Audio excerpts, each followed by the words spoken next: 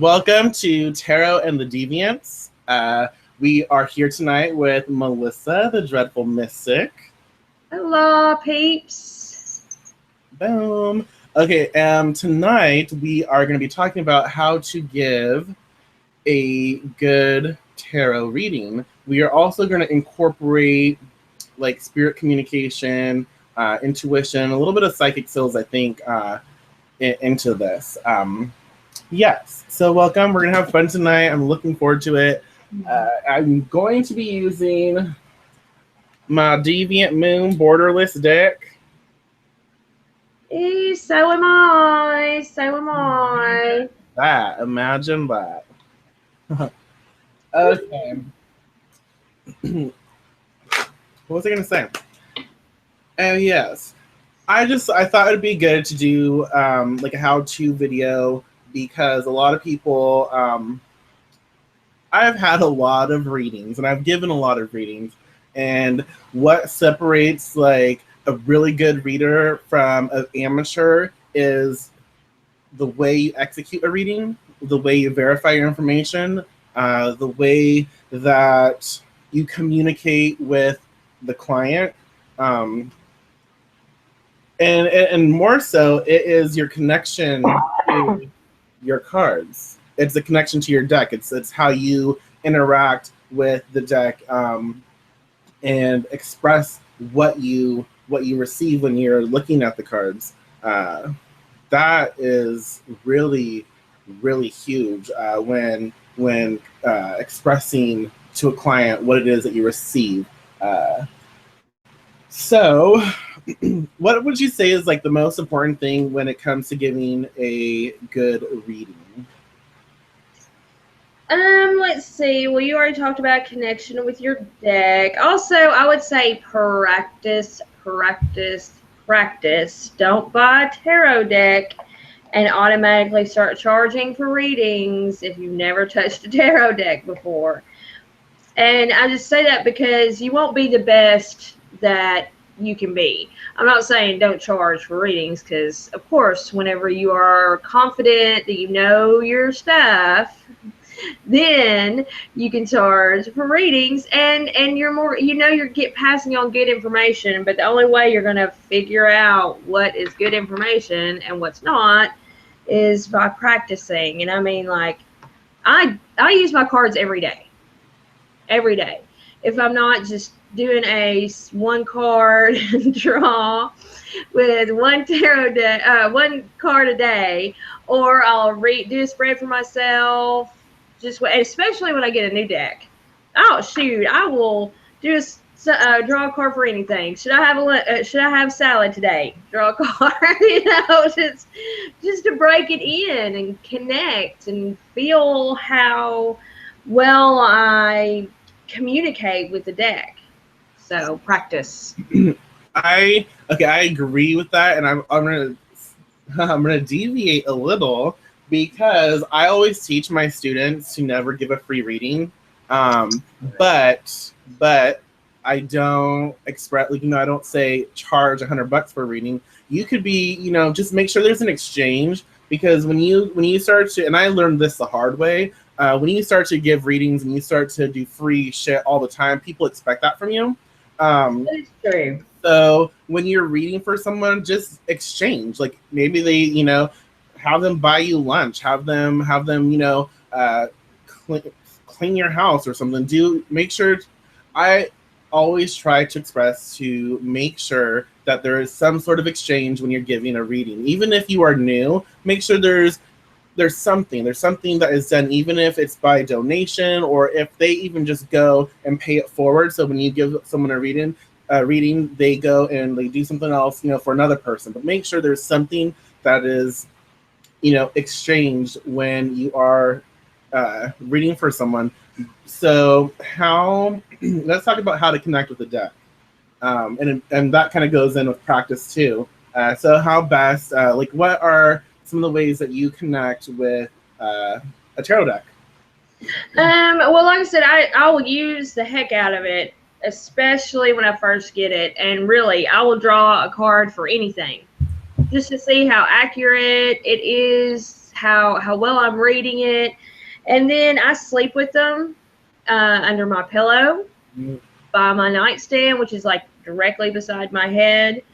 I really I meditate with each card individually.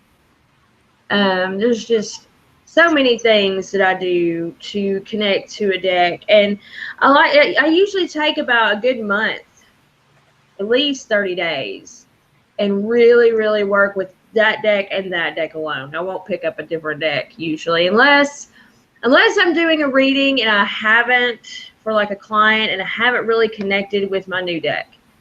Then I will use like my regular work deck. Yeah.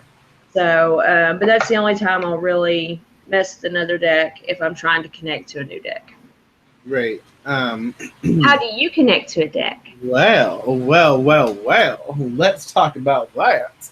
And just so y'all know, we have the questions and answers thingy up. So if you have any questions, if you have any questions about tarot, like in general, we are definitely going to be open to discussing that tonight. So any questions about tarot, you can definitely ask, and we will do our best to answer. The way I connect, I do very similar to what you do, but I also journey like with the cards. Like there's a technique that you can do where you actually, why the fuck am I going to pick this card? The first card that's up here is like this card. I hate this card. I do too. I really hate this damn card. But what I was going to say is, and this is not a fun card to enter, but what I do is I will get a card, I will ground and center, and then I will sort of get into a light trance, and then I'll focus on the card, and I'll get that card and make sure like I'll expand it in my mind, and then I will like step into the card. I'll put my awareness into the card, and depending on what is in the card, I will put myself in this, like a figure, like this person right here. I put myself in their position, and I would pay attention to what I'm feeling. I would look around my surroundings. I will, ask different questions. Maybe, how do I feel? What do I see? What do I know? What do I hear? Do I smell anything? Do I, sense anything specific?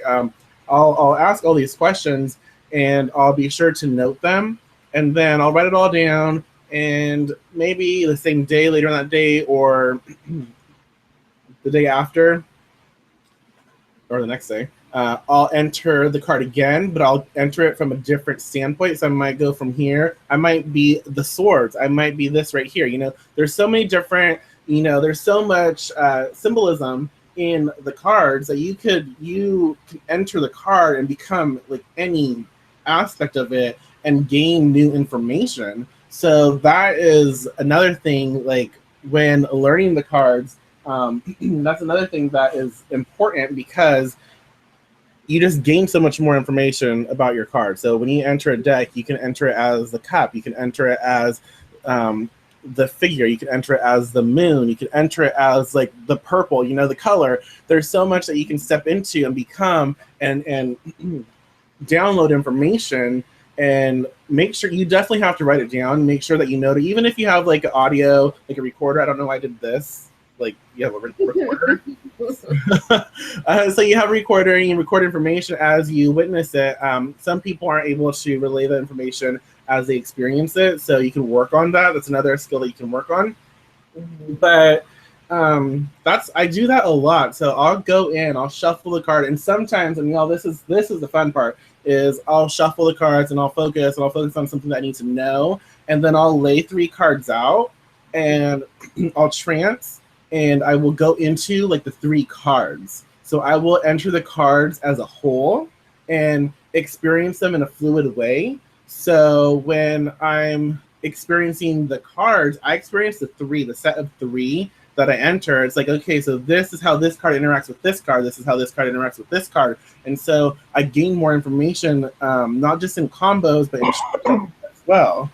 So there's just so much information that you can gain that you should just by entering a card. And entering a card is simple. You ground yourself, find your center, get into a light meditative state. If you can trance, get into a trance-like state, and then focus on the card that you want to enter, focus on that, the image, uh, allow it to expand in your mind, and then see yourself step into the card and then become that card. You can become a figure in the card, you can become a color in the card, you can become anything in that card, or you can become the card as a whole.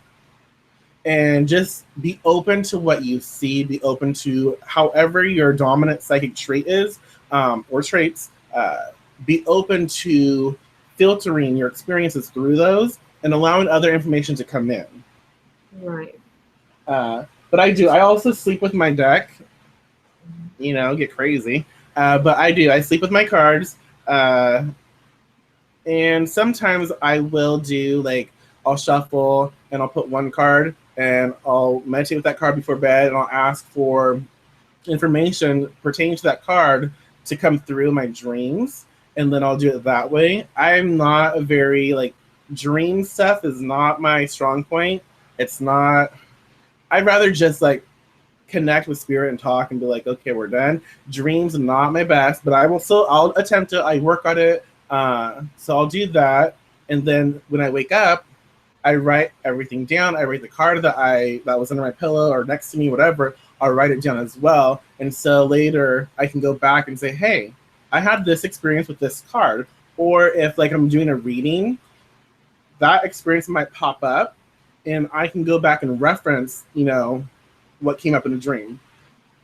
Right. That's a good way too. Yeah. And there's just, like, to this day, like, okay, I have been reading the cards for quite a long time. I've been reading the cards since I was 10. And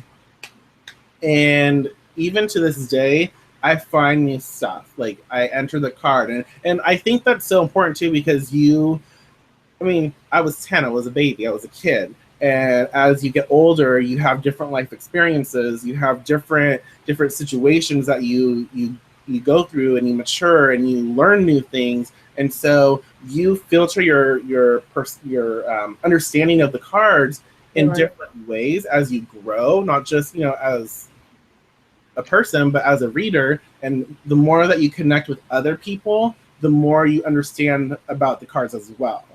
I totally just, like, blah blah blah rambled. But that's one way. It was good ramblings. It was good stuff. That's one way I connect. The Spirit Witch has what does she say? I like to carry my new deck everywhere with me for at least a year. What the hell? A year? So I can bond with it and it with me. My question is, what is your opinion on readers that use the book only when reading tarot instead of using their intuition as well? Yeah. I don't consider them readers. I don't either. I mean, I hate to be so harsh about it, because I do feel like there aren't, to an extent, there aren't any wrong answers. But whenever you look at tarot, but if you're just going to rely on the book all the time, how are you trusting your intuition? I mean, and not using your intuition, how are you reading at all? I mean, that's like painting by numbers. I see the death card. You are going to die. It's very, like, monotone. It's very boring and dull. I agree with you though. Like, I'm not even going to apologize for being harsh, because it's the truth. And I would want someone, like, back in the day, like, I would hope that someone would say, would have done that for me. Although I will admit that I do use the book from time to time. Like, depending on the deck, I will go to the book and I'll read it, and I'll allow that, especially if I'm, like, going through, like, a card, or there's, like, a combination that for some reason I'm hitting, like, a wall with. I will, at times, I'll go to the book and I'll just read. I'm like, okay, this is what the creator expressed about this card, and there's something in that reading that hits my psychic centers. And I'm like, bam, bam, bam. Okay, I got the information I needed, and I can roll with it. I think that's okay when you're reading. If you do go to the book for a little bit of inspiration in what they express about the card, but I do not, like, I don't like it. Like, I don't think that people should be reading tarot cards straight from the book. And that's kind of what we're going to be learning. Like, we're going to start. We're doing like a little a tarot study in our Deviant Witchery group, and we're using Dusty White's book, The Easiest Way to Learn the Tarot. There's a lot of fun games and exercises in this book, but this book definitely teaches you how to read without relying on book meanings. It teaches you how to enter a card and pull out information that you see. And we're going to talk about a lot of stuff that's probably in this book anyways. Well, he tells you to throw your tarot books that come with your cards out. He's like, throw that out. Right. Don't even look at it. Which I don't throw mine out. But I do, like you said, if I'm stumped, I will definitely, or if it's a really elaborate artistry in imagery in the cards, like my Shadowscapes deck has so much, and sometimes some of the smaller symbolisms just really scream out at me, but I'm just not sure how that small little bit affects the whole, and so I'll have to look at that book and be like, okay, what is she trying to say here? Because it just doesn't click. So that shit's overwhelming. That she has so much, and the card is so tiny compared to everything that she has in it. So I would do the same thing, because that's overwhelming almost. It is, but I love it at the same, because to me it's sort of challenging. Mm-hmm. And that deck really does, for me, give some very intricate and elaborate readings. Like, if I'm really if I have something that's heavily weighing on my mind, I will use that deck, because I need a lot of information, not just not anything basic. Right. But then, I don't see how people use the, what is it, the Marcellus deck? Oh, yeah. Where the minor cards don't have anything. Well, see, that is interesting because, okay, well, before that, if you kind of go through with what we say about connecting with your deck, if you go through and meditate and you travel with it, you enter the card and you express everything that you see, you won't have to rely on book meanings. You will connect with the cards in a different way, and you will be able to pull out different information from the cards when you're reading for people, when you're reading for yourself, and so forth. So definitely start doing that, because the more you meditate, the more you travel with your deck, the more you do all sorts of things with your cards and you utilize them, the more experience you get, and the more totally got distracted. The more information you'll pull from each card. Mm-hmm. Exactly. That was a good question, though. It was a good question. So I totally got I should not have Facebook up while I'm doing this, because someone will message me and I'll be like, "What's?" But I'm not trying to. I just had it up for a reason, because I was looking for something. But let's see. What else? What were you going to say about the Marcellus deck? Oh, yes. Sorry. Thank you. Squirrel. Boom. Or however you pronounce that. I think that's how it's pronounced. I don't know. I'm really shitty at that. Me too. It's an Italian name. I don't know. Or French or something. That kind of leads us into expressing the importance of developing your psychic nature. There are so many people there's so many tarot readers who say you don't have to be psychic to read the tarot, and they're very dead set against associating with intuition, associating with psychic gifts or skills. But it's not. If you read tarot, if you're really good at it, then you're obviously going to have some psychic skill, because the more that you interact with it, you can say that you're saying whatever you see in a card, but the more that you interact with the cards, you build this information. You start to get information, and then you'll have feelings, and you'll have this knowing. So there's information that comes through that's not just from you. So that's kind of what I was going to say in regards to that deck. It's so important for the tarot reader to be open to their psychic skills, because when you have a deck that doesn't have like, there's like nothing there, you try. It's almost like an oracle deck in a sense. Like you trust the information that comes through. Like it when it's laid down, there is an energetic imprint that is put forth, and the reader connects with it, and information starts to flow. So that's what I was going to say about that. So, what are your thoughts on like building your intuition, psychic energy, in regards to tarot? Well, me personally, I've always felt like that was a must. You have to have a connection. I've never been a person to believe that you can read tarot and not have some psychic ability. And so, somebody that we know once told me that if I drink a lot of water before, during readings, it helps the flow of spirit and and helps your psychic connection, Michael. And that is so true. I noticed, right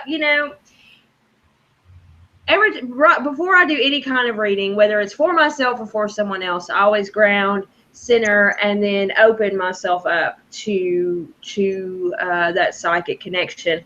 But I have discovered that when you do drink a lot of water, it really does help you. It seems information flows very freely.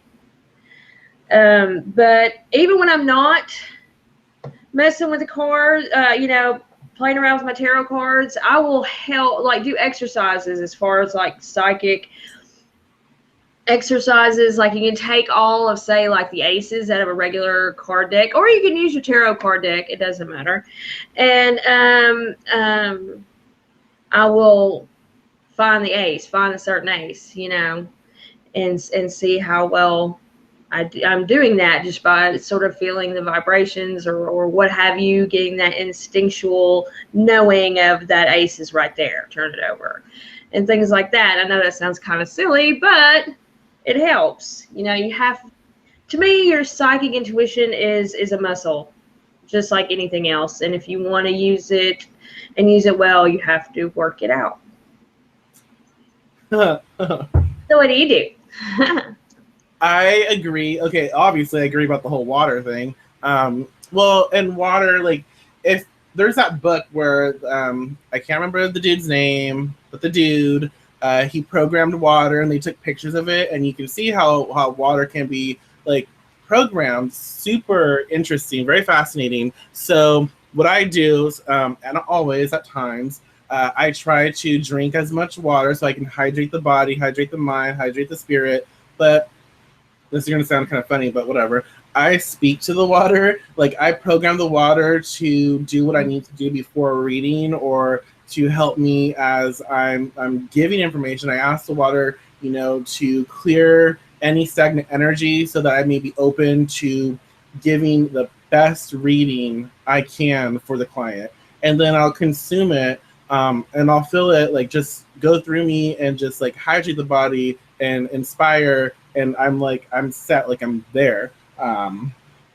So I do think, because we are tarot and the Deviants, we incorporate witchcraft as well. And I do think that is extremely important in everything that we do, to connect with spirit, to open our channels. And so when I'm reading for someone, the entire time, I guess we can talk about shuffling too, but the entire time I'm shuffling the deck, I have this chant like in my head. I have a chant where I express, my need and my desire for what's to come. And I say, I ask for guidance and for inspiration. I ask to be open to everything that is coming forth, and that I best serve the client that I have. And I express to them not necessarily what they want to know, but I express to them what they need to know in their life right now. But I always have a tie-in where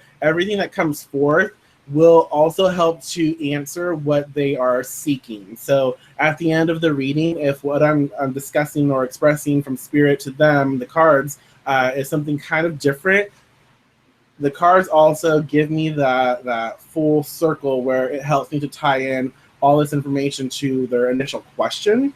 Yeah. So for me, there is, how am I going to say that? I don't separate psychic essence, psychic information. I don't separate spirit from what I do. So I feel like you just become a better reader when you open yourself up to every aspect that is able to give you information and provide for you so that you may better help and ease your clients. So when I'm shuffling the deck, again, when I'm shuffling the deck, I will do my chant, and then I will expand my energy, and I will call in my guides.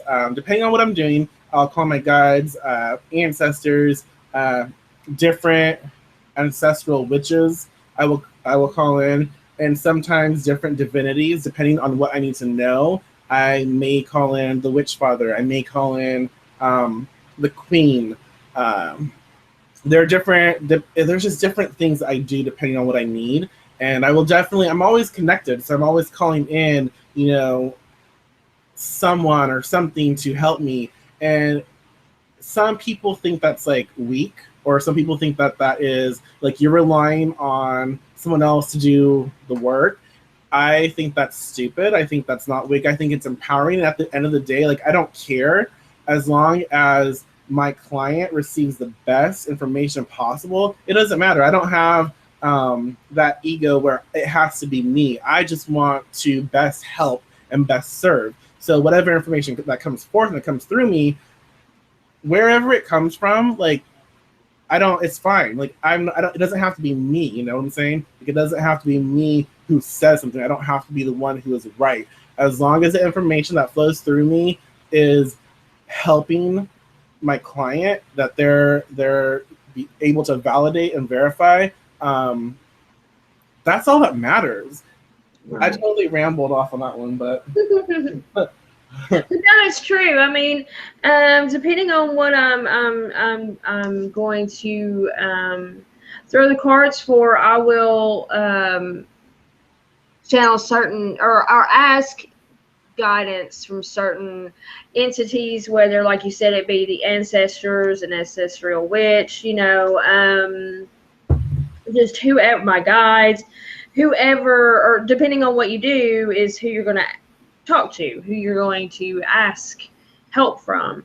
And then sometimes I read and I just keep myself open for whoever is going to decide to clue me in on something in that particular day. Right. But to me, it's very, very important to have a very good connection with whatever spirits that you work with. You could even call on spirits of home, the spirits of the land, whoever, to help you out with whatever you're doing doing a reading for. Right. So I just feel it's important. You need to have that relationship, because don't ask for like Apollo's help in delivering this message if you've never worked or done anything with Apollo before, because he's going to be like, no. Please. And we can get into that in a second too, like how to utilize the cards to have a communication, build a relationship with spirits. The spirit witch that has a question or expression, blah blah blah. Would you ever work with a hand-me-down deck? She says that her grandmother told her never to use a secondhand deck unless it was passed through the family. But she's like, but me, I'm deviant. I'll use a deck or use any deck, but my personal deck is special. Well, it's so funny because remember we were talking about, because I was telling Michael here not too long ago that if I found a really, really old tarot deck that didn't cost $500,000, right. I'd totally buy that thing and use it.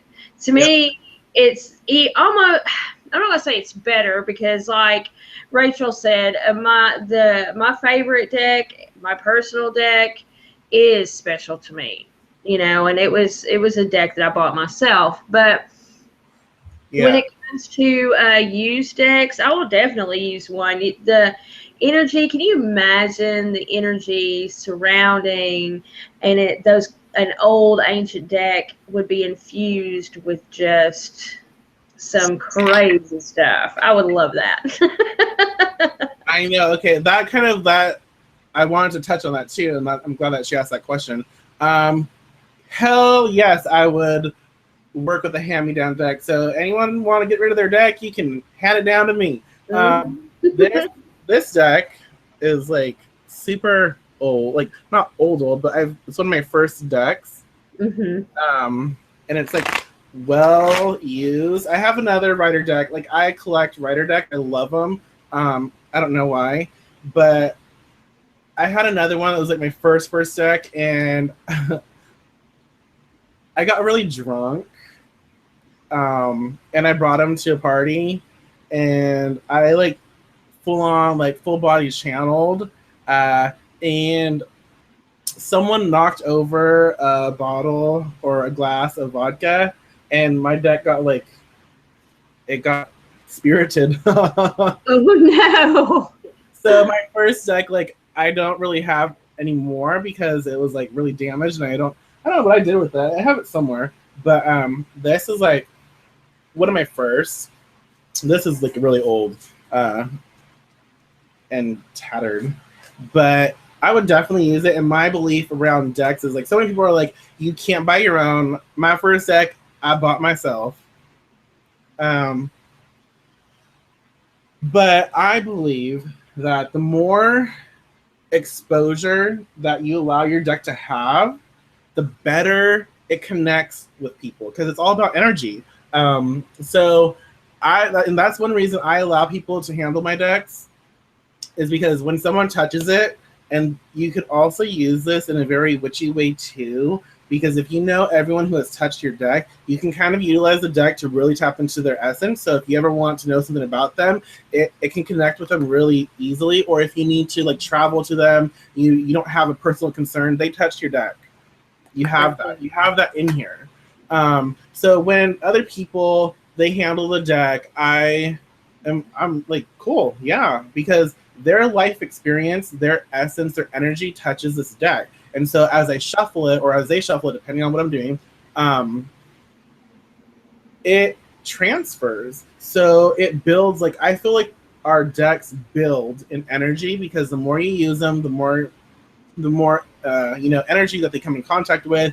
And so when you're shuffling, and let's say you read for someone who has been through domestic violence, and let's say you're reading for another person, and they're not coming to you on a domestic violence issue, but you get that same feeling because this deck has had that before. You're getting that same vibe, and then you throw down the cards and you see something like that in the cards, and you can say, well, I'm remembering this one time, blah blah blah, and that is something that was on the back of their mind, which they really needed guidance in. And so that's why I love when people work with my deck. When I read for other people, I even like through like distance, I will read for other people. And when I read for someone, I connect with them. My deck connects with them. So there's still transferring energy there.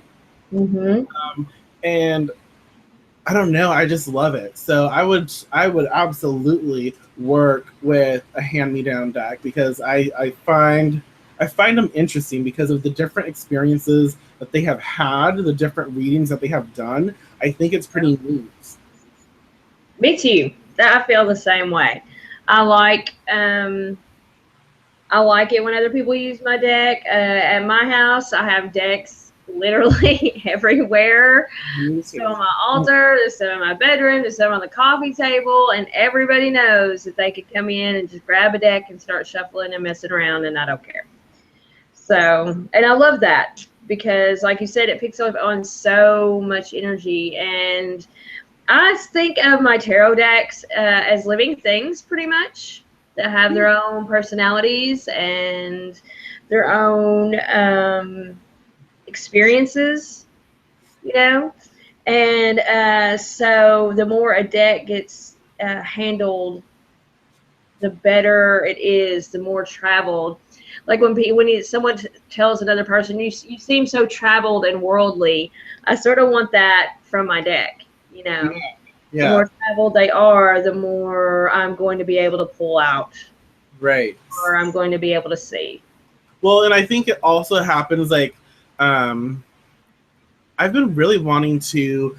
I don't know why I keep saying this, but with ease and grace, when you allow your deck to be handled, and get that worldly experience. So when you're reading, it comes with ease and grace because it's been there, it's done that. So when you throw the cards down, boom, this deck has, let's say this deck has been to India, and boom, boom, you can read from that frequency, you can read from that essence. And so when you're reading the cards and when you're pulling things out, it has it, and this is where psychic nature comes in, is because it has that connection. It pulls at you from different parts, and so when you're relaying information, it's filtered through that experience that your deck has come in contact with, and it's easier for spirits to come through and to express and relay information and to guide you. So when you see a certain thing in a card, it triggers something,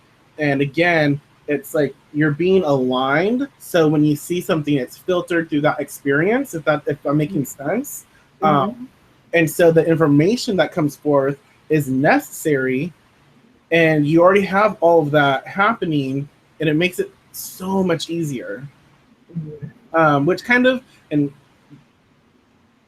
that does not have anything to do with it, but Faye was basically trying to ask questions, saying someone was saying something about not letting people touch your book, like the booklet that the deck comes with.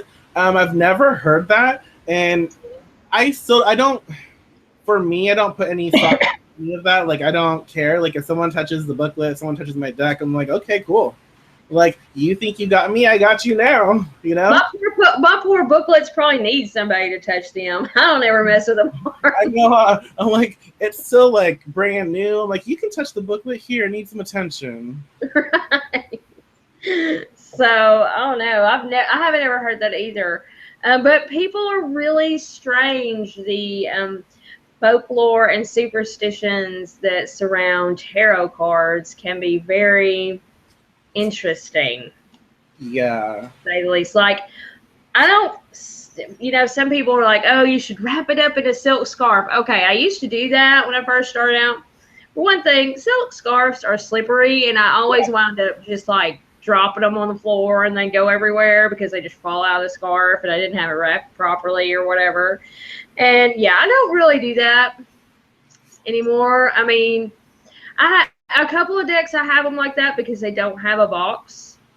I don't think any of my decks, well, that's not true. A lot of my working decks don't have boxes, and that's because I have them all, they're everywhere. Right. If I need to know something, I got to get my cards, and they have to be easy access to me, Yeah, and so I'll have a couple of them wrapped in not a silk scarf. It'll probably be like an old like a napkin, like with a fancy napkin. So can't find any of the others too, and I'm like, oh, this will work.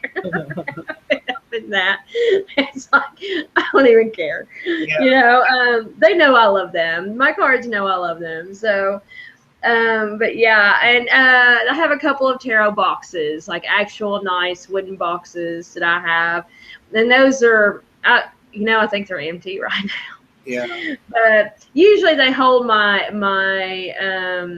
favorite decks. But I'll probably switch that to being my more artsy decks because I always have my favorite decks out.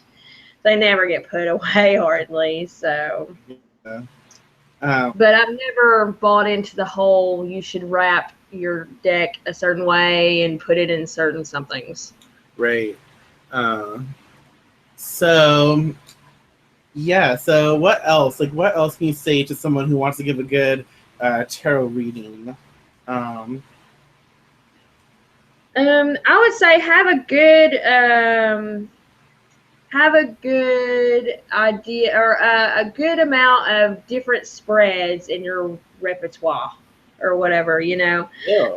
Have I can't think of another name for it, but you know, don't limit yourself to like a 3-card spread and the Celtic cross. Nobody, you know, I mean, those can be so limiting. So figure out, make up your own spreads, figure out spreads, learn different spreads, practice them well. So if you try to learn a complicated spread or a very complex spread, please don't forget the positions and what they're for. Oh, I had a reading where the chick literally forgot like what some of the, because it was just such a complicated spread, and I'm like, you know, let's do something easier. This question doesn't even need all that.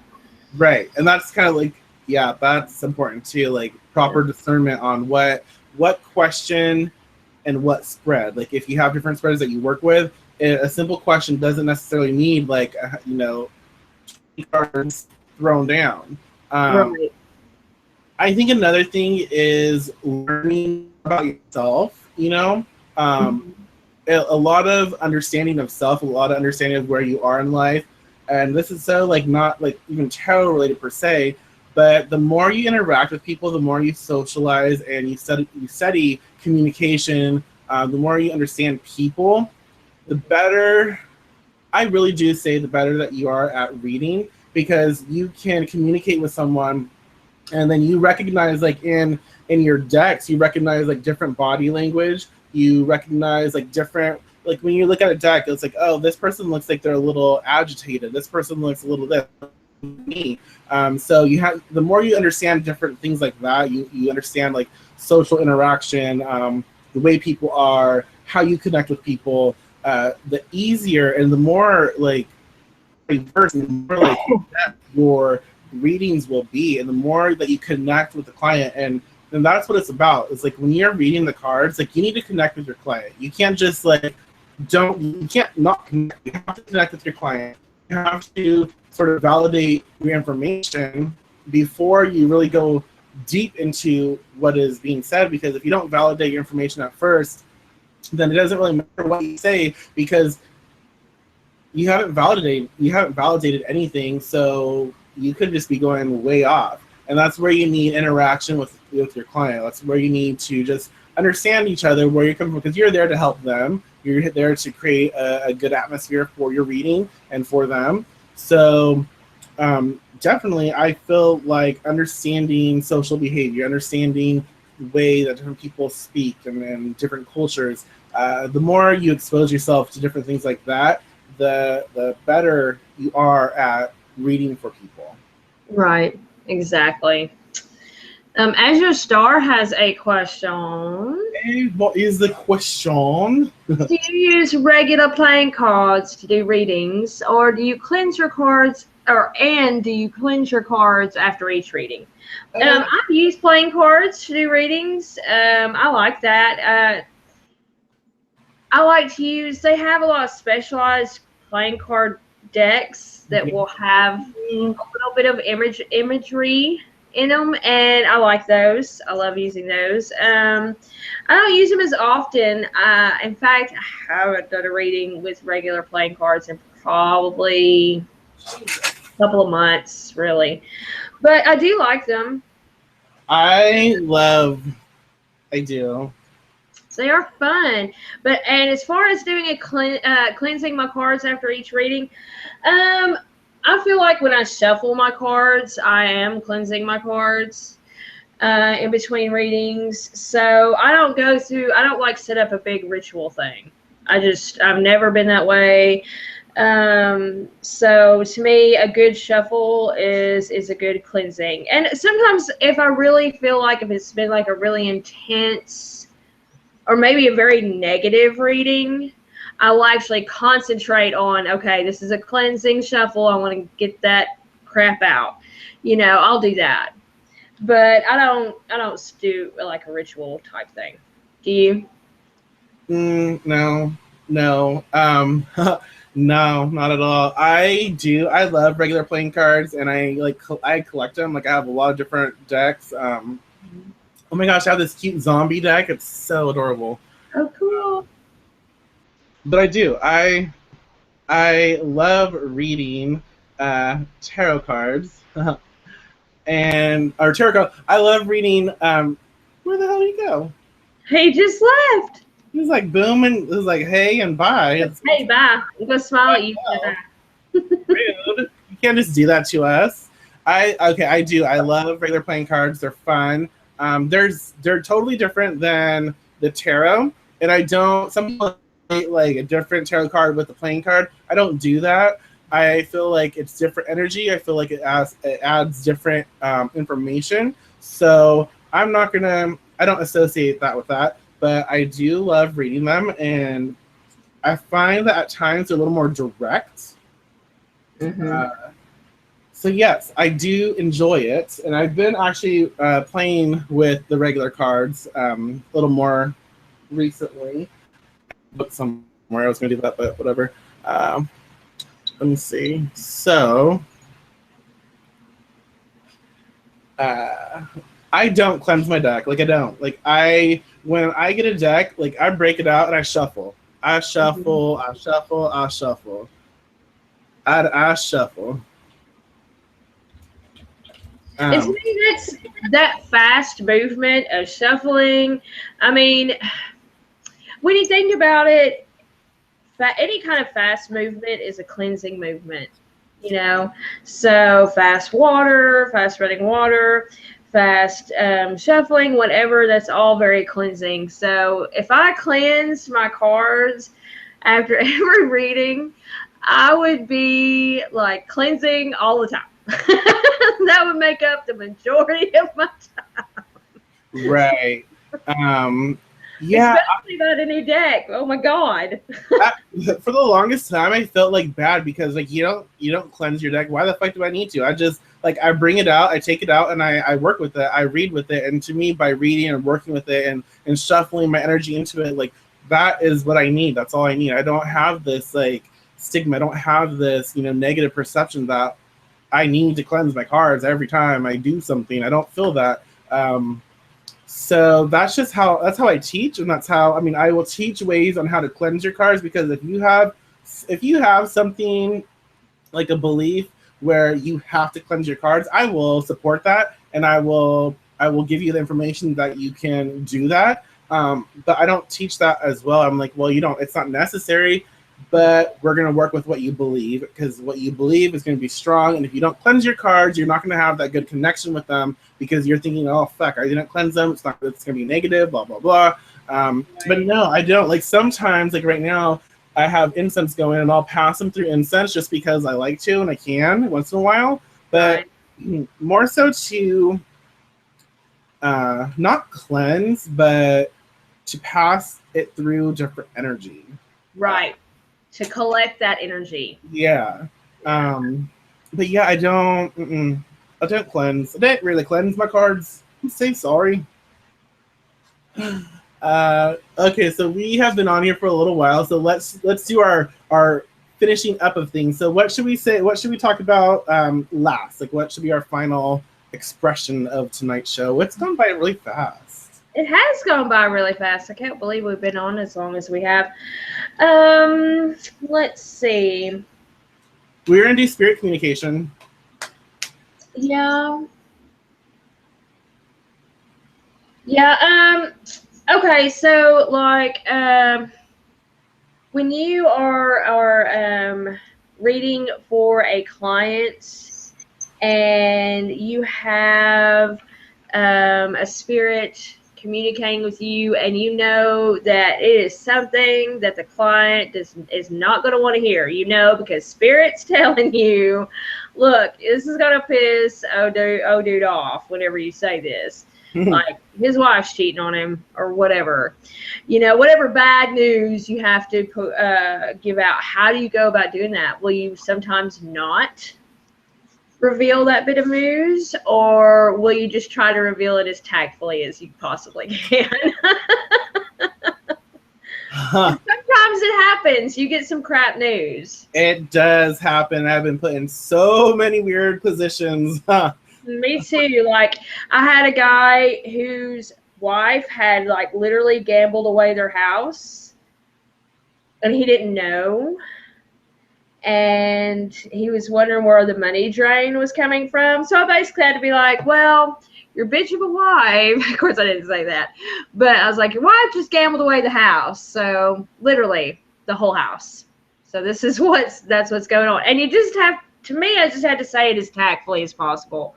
Yeah. I was like, you really need to look into mortgages on your house and what's happened to them, because your wife has done something. She's gotten in trouble with some gambling. I usually get, and I don't know why. I think it's because, like, for the longest time, I tried to deny and avoid love and relationships. Not just but in my craft. But I always get someone's cheating on someone else, and it's not with it's okay. Your wife is cheating on you with another woman, right? And you can't be mad really, because I can see that you're actually cheating on her as well. So why don't we discuss what needs to be discussed here? Let's work through this. Do you want to stay together and still cheat together? What's gonna make you happy? What do you want? I get things like that, and I also get and it's really hard because I have gotten a lot of I don't even know domestic violence, a lot of intense. And when you pick up on that and you experience it, especially when you have such a connection with your deck and a connection with the spirits and stuff, and you feel it, and you know that this person's already fragile, this person's already timid, and you're like, how do you relay this information? How do you talk to this person about the subject when they want to know on some level, but at the same time, it's not what they really asked, but it's what is going through their mind right now. It's what they really need to hear. How do you do that? And so I always, when I'm doing a reading, depending on what it's going to be and depending on what I see, I'm like, do you really want to know? Do you want to know everything? Do you want to know everything that I receive? And do you want me to basically sugarcoat it, or do you want me to do what I do best and lay it out there? Right. Most of the time, they just want it as is, but when it comes to things of that nature, where it's domestic violence, and I'm not mean. I'm just blunt, but I do my best to express it and that's where I channel. I place myself in my heart and I try and express it in a way that is blunt, but also it comes from a place of compassion and a place where it's gentle enough so they hear the message coming from a heart-centered place. Right. So hard too, because spirits and when I do my work, sometimes they have spirits connected to them and I can see them connected to them and they're like, blah, blah, blah, blah, blah. I'm like, dude, I can't, let me focus.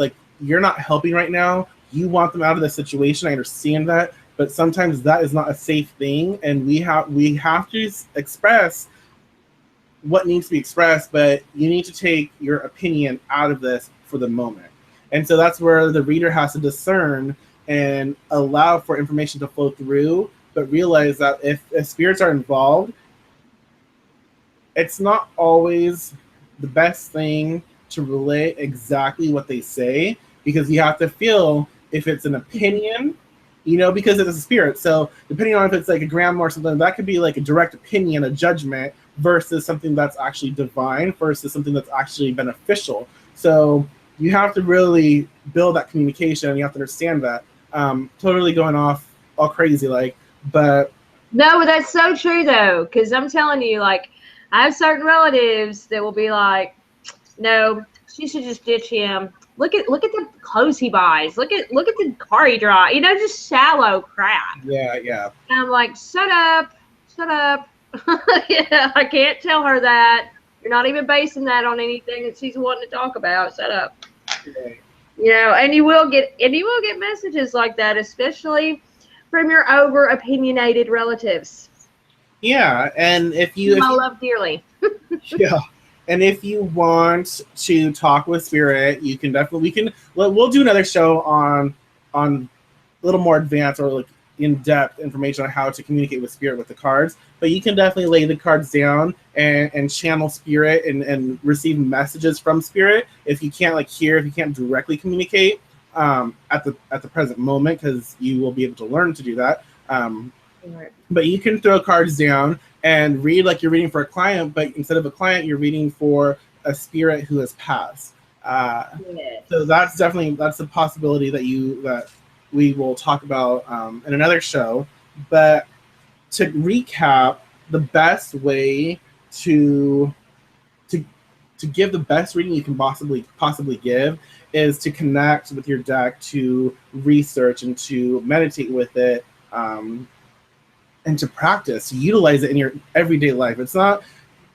Tarot's not for just like spiritual information. It's not just for meditation and woo shit. It's for everyday real life situations which you need to work with. Right, and even use it, like I said earlier, use it for silly, crazy, stupid stuff whenever you first get it. And like, should I eat that extra slice of pie? Pull a card. Yeah, and then like shuffle your deck and like, okay, what's gonna happen if I do eat that extra slice of pie? And okay, if I keep eating pie for like 3 months in a row, like what will happen to my body? Do different things like that. And do silly stuff, but it's fun and you can connect so much better with your deck and see, I wouldn't eat pie for 3 months just to prove your deck right, but right. but see how relevant it is in a daily situation, pulling cards like that for just the craziest, any old thing, because it's just you. It's not like, this is a life or death situation here. Right. And another thing I would also add to that is if you are where you work, if there's someone there that you trust and someone there that, you kind of are curious about and you can kind of validate things in their life, do readings on them. Don't tell them, but just do a reading on them, do a reading on like their everyday and write it down, and then pay attention and also ask spirit, ask your guides for validation. So when something happens, like you can look back in your cards and that person will be like, oh my God, this, I experienced the sun, blah, blah, blah. And they'll tell you their experience. That card comes to mind. You can validate that. So definitely check up on people so you can definitely validate your skills. Exactly. And communicate with spirit. Yes. Develop those relationships with spirits and really communicate with them and know your cards and pay attention to your client. Understand body language. Mm-hmm. I have so many clients in the past that do not even talk. Like they'll ask your question and they'll just sit there. Yeah. And I hate that. I just hate it. But I've gotten to where I learned to read their faces and the way they move their body, and if they're leaning this way or that, or fidgeting, or being very still, little ticks whenever I say certain phrases, and you pick up on those kind of things. You do, and the funny thing is, like, and most of my clients are long distance, so they're not right in front of me, but I can pick up on those types of things in their energy. So when I'm reading, say something, I can feel, and this is what happens when you develop your psychic skills. I can feel like them like clench, or I can feel them like just roll their eyes, or I can feel them do different things because I'm so invested and connected while I'm doing the reading. Right. That helps me better. People are like, well, if you read body language, you're gonna know this is about promoting a great experience for your client, for the person that you're reading for. So you utilize everything, and just because you can verify certain things in body language does not mean that you're denying the actual reading and the information that you're picking up. It doesn't influence that in a sense. It's fine. Like, you have to give your client the best experience that you can. It's not about you. It's about your client. Exactly. And drink lots of water. And drink lots of water. Yes. So I think that's good. I think that's a good place to leave it. If you and y'all, this is what I want y'all to do. If you can, no, you can because if you're here, you can. I want you to do a video response, but not until you experience the card. So shuffle your deck and ask your deck like, how best can I connect with spirit?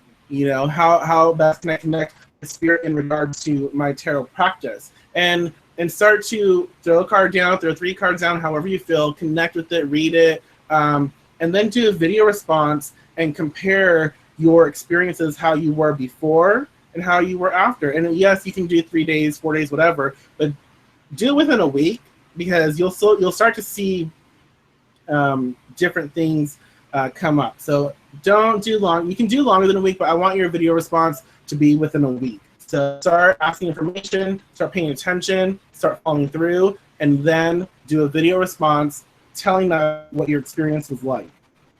Yes. Woohoo!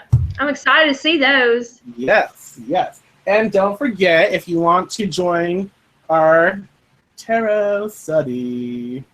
Yes. We're going to start November 30th. If it takes you a little longer to get the book, that's fine. But yes, we will start November 30th in the Deviant Witchery group, so be sure to join. Which is Monday. It's Monday. Monday. Monday. Anyways, thank y'all for watching. We had fun. Did you have fun? I had a blast. And everyone have a happy Thanksgiving, or if you don't celebrate Thanksgiving, then have a happy Eat Good Food Day. Eat pie. Peace Eat out. pie.